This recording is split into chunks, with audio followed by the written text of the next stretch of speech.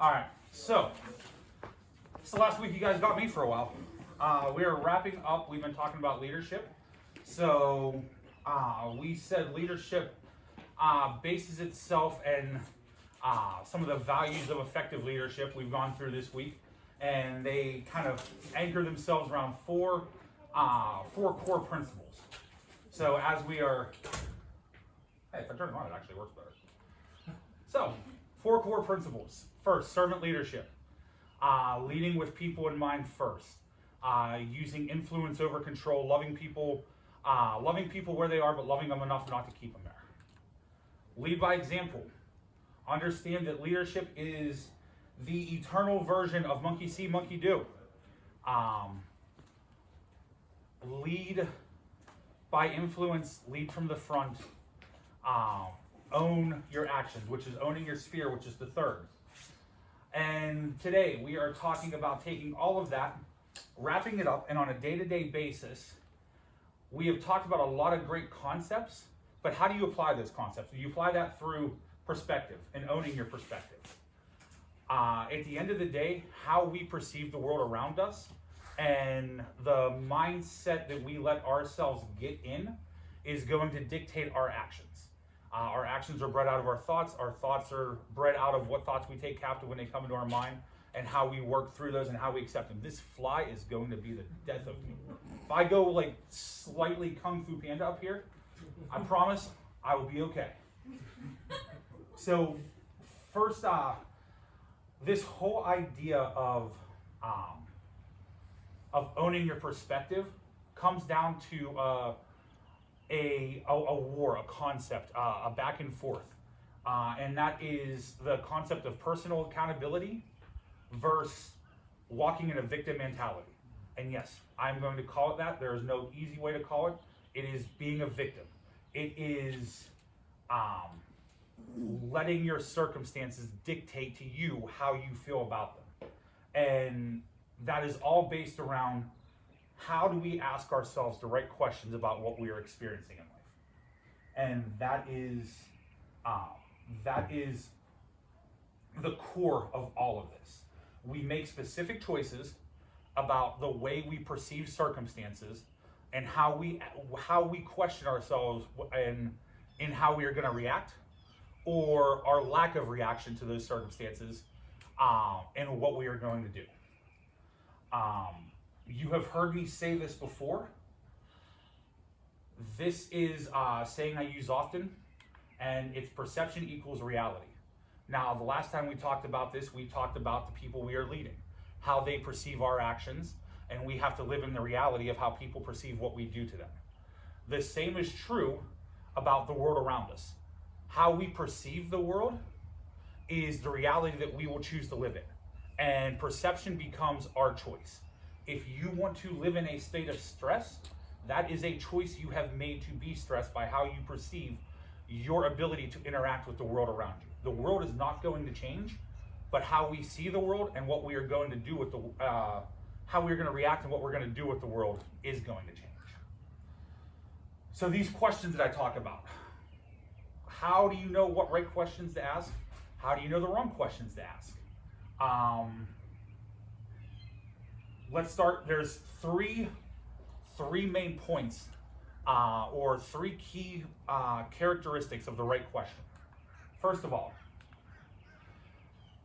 the right perspective always begins with a what or a how. It never begins with why, when, or who. If the question you are asking about a circumstance starts with the word why, when, or who, you're wrong. Cut and dry, you're wrong. Change it. Reword your perspective of it. Get it to start with a what or a how, and you are on your way to the first step of getting yourself to owning that perspective. The second aspect, the subject of that statement or that question must contain the word I. That's talking about you. It cannot be they, we, or you. Again, if you are starting these questions with they, we, or who, you are putting this on somebody else. You are not owning your perspective of the world. You have now become victim to what someone else is going to do with the world. You are not in charge of it anymore. And the last is your statement must focus on an action.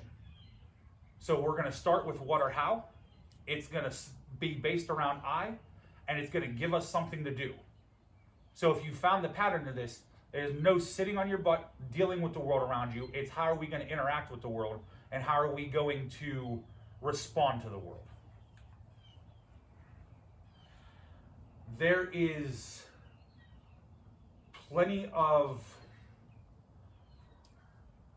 there is a mindset that I think some people can get into of, I'm going to pray about it. That is fantastic. You need to pray about it. You need to seek counsel. But if your counsel stops at what are you going to do about it, Lord, you have jacked up 3 of the 3 points that I just put into it. Because that prayer should lead to, what can I do? How can I do something? Or what do I need to do? And if we want to look to scripture to find out, we're going to kind of do a little speed round here.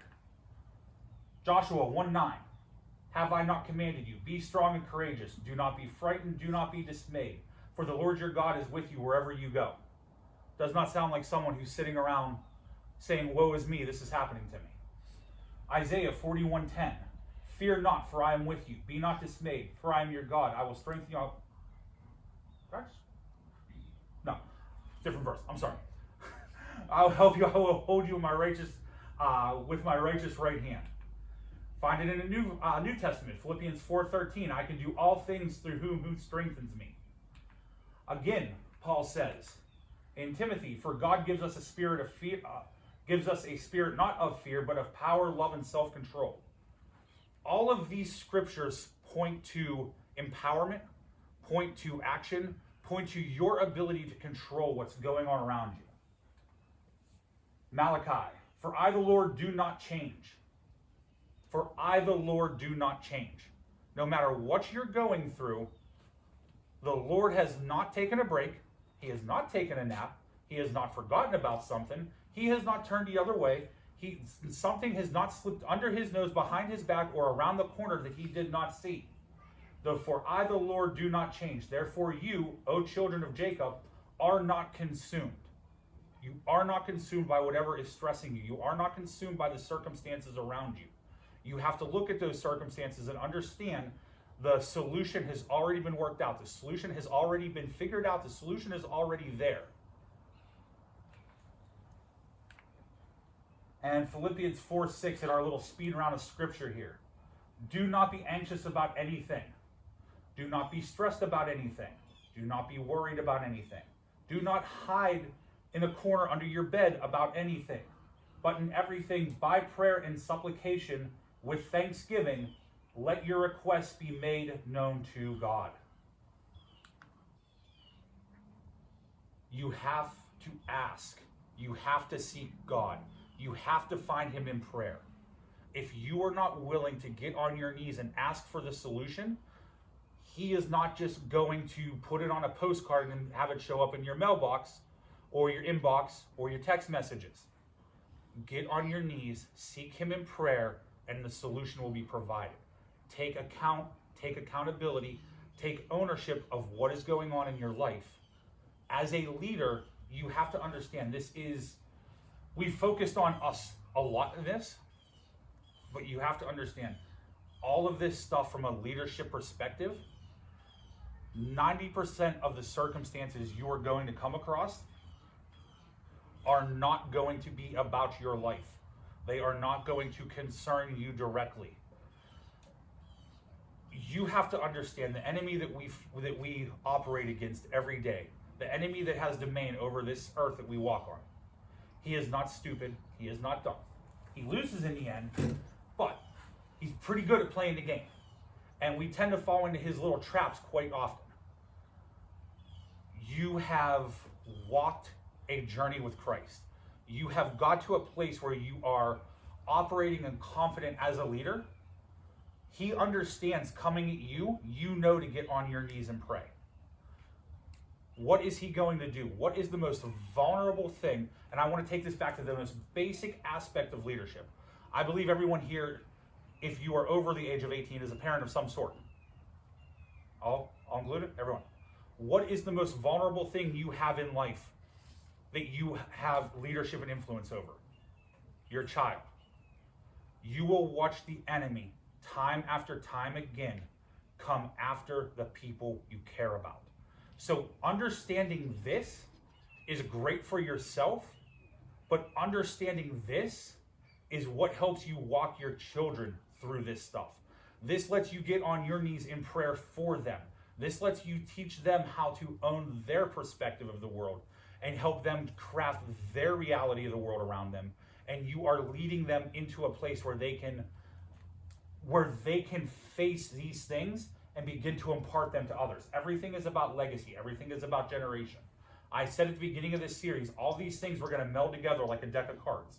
So all of this stuff is applicable to everything we've talked about further up in the message.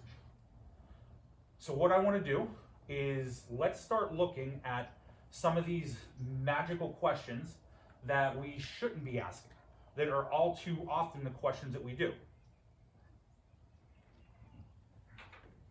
Sorry, my throat is raspy there. All right, so why questions? Why don't other people work harder? Why is this always happening to me? Why don't I ever get a break? Why don't people care as much as I do? These are all fairly valid questions. I know every one of them on that screen right now, I've had my fair share of asking myself in multiple drones. The issue with why questions, as leaders and as parents, what age do you start seeing that magical 3-letter word? About 3, 4, 2, somewhere in that ballpark? Why? Why? Why? Why is this happening? Why do I gotta do this? Why do I gotta do that? When you take why questions to God in prayer, you sound like that same 3-year-old. Do not fall into the victim mentality. I am going to stress that with authority. The reason why I'm going to stress that with authority. Victims let people beat on them. Victims let people take shots at them. Stop it. You are heirs to the throne. Jesus went to the cross to give you strength. You do not have to walk in a victim mentality. You are not weak spiritually. You are not weak as a person. You are not weak to circumstance. So do not sit there and ask yourself why. Who here has taken Dave Ramsey's class, Financial Peace University, and watched the videos? Gone through them? In the second video, I believe, is where he busts out the big oak table that he had that come to Jesus moment about his debt around. And he makes a very interesting analogy. When people have to come to terms with their debt, it is like a baby sitting in a dirty diaper. It's yours, it's warm, it's comfy, it's cozy, you don't want to get rid of it. These why questions are your dirty diaper of circumstances. Is there your dirty diaper of victim mentality? Get over it, get off of it, get out of it. I know I'm being stern on that one, but I promise you, the minute you can start asking why, and you can turn some of those questions into, why don't others work harder? How can I do my job better today? Now you aren't governed by what they're doing. Your aspect is on you. You are owning your sphere. You are owning what's going on around you. Why is this happening to me? Or, what could I do to improve the situation? Instead of sitting there wondering, why is this going on? What can you do? Why don't other people care as much as I do? How can I support them better? Remember when we talked about the fruit versus the root? Other people not caring might just be that fruit that you're not wanting to see. So how can you support them? How can you see the root of who they are? How can you serve them as a leader? How can you influence them? You are now taking that question, you are flipping it into a way where you have the ability to control what's going on. You have the ability to write the narrative as to what's happening.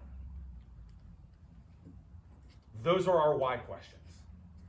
So what's the next questions we talked about in that first little point? Why, when? When questions. When will they take care of the problem? When will the customer call me back? When will we get the information we need? And when will someone improve this place? Look at that typo. That's a fancy one on the third question. When will we get the information we need? Sorry about that. When you are waiting for something, you are procrastinating. Procrastination leads to failure every time. You cannot accomplish something if you don't do something towards it. Might not be the right thing, and we know that might not be the case. But for every time you don't swing, you are guaranteed to miss. So if you are procrastinating and waiting, you need to realize your inaction is that combination of failure borderlining on defeat. Because you are submitting the fact that I quit. I'm not going to do anything. I'm going to sit here and wait for something else to be done.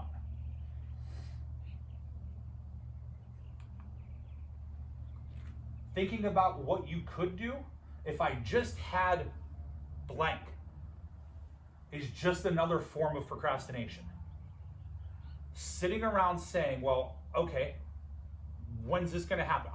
I could accomplish that if I had this. There is creativity is thinking outside the box. I think we've all heard a form or a variation of that. As with a lot of really popular sayings in society, I want to say that is 30% correct. We'll give it a solid 30%. That aspect of creativity is thinking outside the box. You are striving for things that you could have. Take control of your circumstances by finding solutions in the box. Okay? How can I achieve the goal with the resources I have? Biblically, it's a great place that you can see this. When Jesus and the disciples were on the side of the sea, and the 5,000 were sitting in front of them. The Bible sums this up into about, 7 or 8 verses? Real quick, we run through it. They're sitting there, we've got people to feed. Disciples say, uh-oh, we got about 5 fish, 2 loaves of bread. Send them out. Tell them to go hit McDonald's on the way home. Jesus says, no, we're going to work with what we have. We're going to bless the food, and we're going to ask the Father to provide. He put action to it. He asked the Father for the right solution, and it was provided for him. When you ask for the solution, it is provided. Matthew 7 through 8. Ask and it will be given to you. Seek and you will find. Knock and the door will be open to you. For everyone who asks receives, the one who seeks finds, and to the one who knocks the door will be open.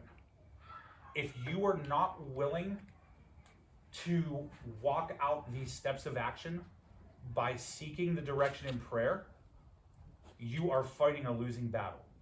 All you have to do is ask.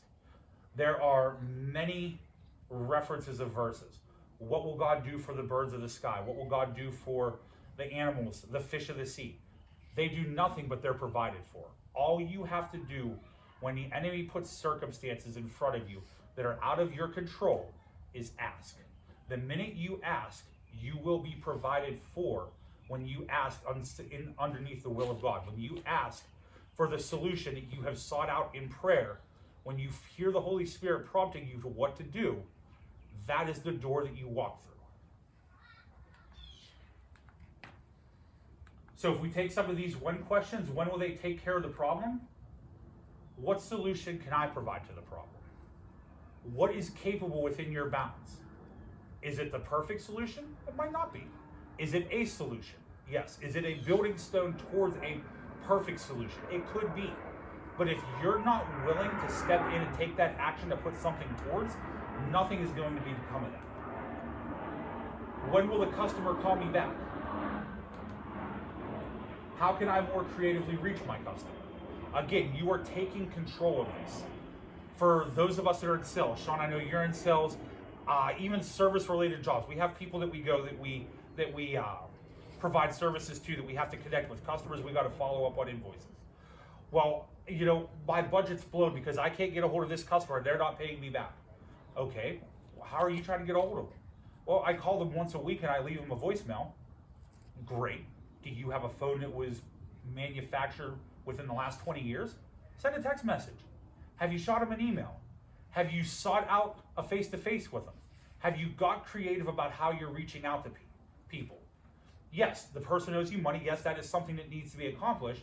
But if you're going to sit on Monday morning and spend 30 seconds ringing until you can leave a voicemail and then wallow about not having that money the rest of the week, who is leading? Who is the one in charge of that circumstance? The circumstance, the victim mentality, or you taking action against it?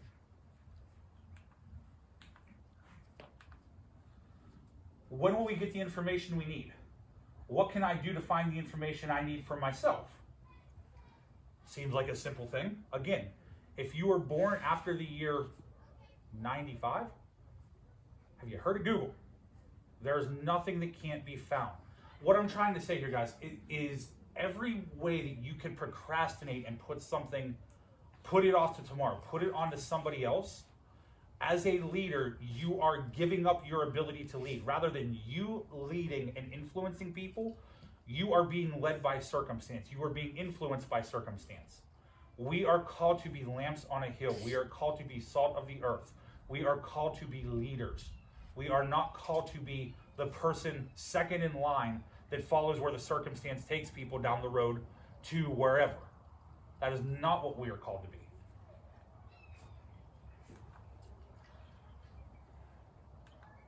When will someone improve this place? What can I do to improve the organization? It's another great example of that. The last kind of perspective I want to look, and this is the side of it I think that ties into very closely into Julie's message when we get to that crazy question of who. Because now we're directing at people. Now, up to this point, why, when, are pretty circumstantial. Who is a pivotal point. This is kind of the comma in the sentence. As a leader, you are there to influence and edify and build people up. The minute you start making these who questions, you have now decided to shift that heart, shift that posture of what you want to do for people, and you put people on the defensive by trying to attack them. So now as a leader, that influence that you might have built in somebody's life, that influence that you are looking to cultivate in the workspace, has now become something that you use to build people up, but to take an axe to their knees. So really, of any of the questions that I want you guys to focus on, it would be who. Who made the mistake? Who dropped the ball? And who missed the deadline? Those are really, really dangerous questions to ask, because now you started singling out people. And in most cases, in this context of leadership, that who is going to be somebody that trusts you to protect them. It's going to be somebody who subconsciously has said, I am going to follow this person because I trust where they are taking me and the content of their character, and I know that I am going to be safe with them and they have my best in mind. The minute you start asking these kind of questions in that manner, you immediately start breaking that trust. You immediately start taking that vulnerability they gave you and using it against them. We're going to play a little game here, okay? So I'm going to rattle off a couple sentences here. A poor sailor blames the wind. A poor worker blames the tools. A poor coach blames the players. Now, your turn. A poor teacher blames who? Student. There we go. I was going to say, somebody better speak. I'm going to start calling on people. A poor salesman blames the customer. Also could blame the product. And a poor parent blames.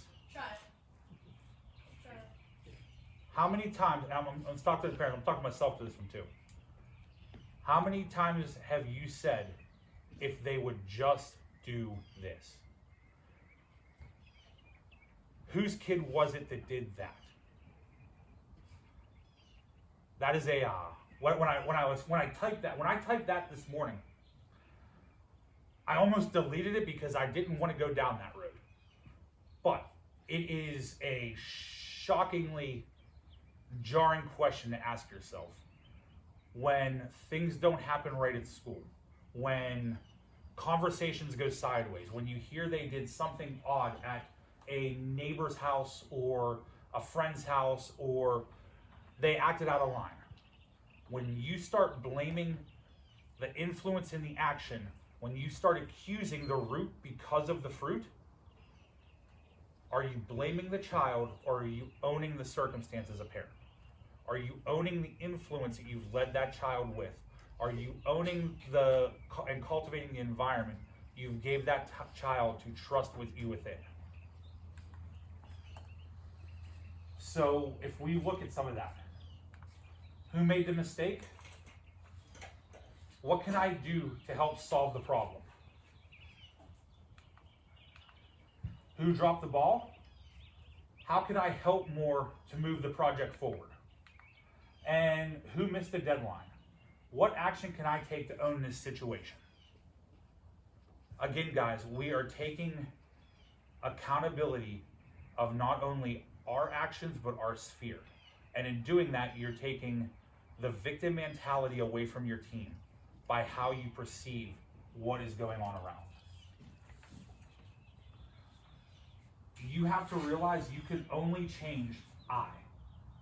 You can only affect the person who's sitting in your seat. You can't affect the person to your left. You can't affect the person to your right. Does not matter if that is a husband, a wife, a child, a friend, a cousin, a coworker, a subordinate, a boss. It does not matter. You only have the ability to affect you. You only have the ability to control what you do as a leader. Okay? When we operate as a leader, I underline operate for a very important piece. I want you guys to own the word operate. Okay? We've talked about leadership, and I'm sure over the past 3 weeks, there has been opportunities that you have heard or come across that possibly something I said has kind of tinged in the back of your mind as to, that's an opportunity. That's a potential place that I can change something. This is a sentence I could say different compared to what my gut wants to say it as. That's operating as a leader. You can call yourself a car all day. You can go stand out in that garage. But I can assure you, no more than you could sit there and go, vroom, vroom, are you a car? Until you start operating as a leader and not claiming to be a leader, we make a commitment of our heart, head, and hands as a leader to fix the problems, barriers, and obstacle that life presents us with, rather than affix that blame onto somebody else. You have to, as a leader, own the fact that it is your responsibility, it is your sphere of influence, it is your experience, perception, and reality to understand and take ownership of the things going on around you. It is your responsibility to do that, not only for yourself and for the sake of yourself, but for the sake of the people you're leading. Because they are going to watch this as an example. They are going to experience life through this. The way they deal with stress, the way they deal with loss, is going to be dictated by how they see you operating and acting in these principles. We lead by example first. Worship was a great opportunity for that today. As a leader, you guys pour out. All you do as a leader is pour out. When do you get poured back into? You get poured back into in times like this, in times of worship. Yes, this isn't, we're not in the main auditorium. We don't got a platform and, thousands of dollars of lights and guitars and all that other fancy stuff. But I can assure you, the same Holy Spirit that's in that room was on this patio tonight. We don't worship Him because of the beat of the music or the key of the song. We worship Him because of who He is and what He provides us. We worship him because of who he is. We worship him because of the people he has entrusted to us to lead and to walk with. As I wrap up this whole series on leadership, love. Love is the key. Love in relationship is where you need to be. You have to own the things that are around you, but you have to learn to accept the world for what it's giving you and own your perception of that. There was a prayer. It has been rewritten 100 different times, 10 different ways. It's used by motivational groups far and wide. It's the Serenity Prayer. And I want to leave you guys with that, because as leaders, this is one of the biggest things that you can hold on to as an individual that will drastically change the way you perceive the world around you. God, give me the grace to accept with serenity the things that cannot be changed, courage to change the things which should be changed, and the wisdom to distinguish one from the other. Do not get caught up on fruit. Do not get caught up on actions. Do not get caught up on circumstances. But through love, through relationship, through intentional interaction, care for the root of the person that God has entrusted you to influence. Care for who they are. Care for them where they are in life.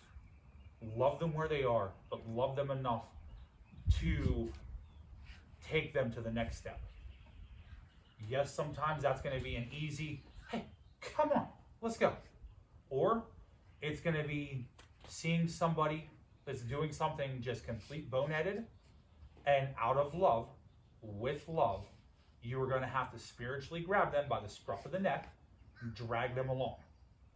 But you love them where they're at. You never stop loving them. You never stop praying for them. You never stop wearing out the ground with your knees for them. And you take them to where they should be, where the Holy Spirit has called them to be, where their purpose has them to be. We do that if we each take the accountability to do that. The amount of people you influence and the amount of people that character will get reproduced in will begin to change companies, begin to change families. Families change neighborhoods. Neighborhoods change subdivisions. Subdivisions change planned communities.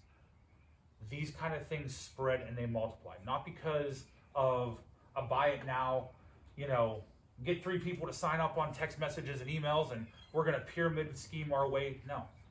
We're going to do it because love is genuine. We're going to do it because we saw what happened with Jesus.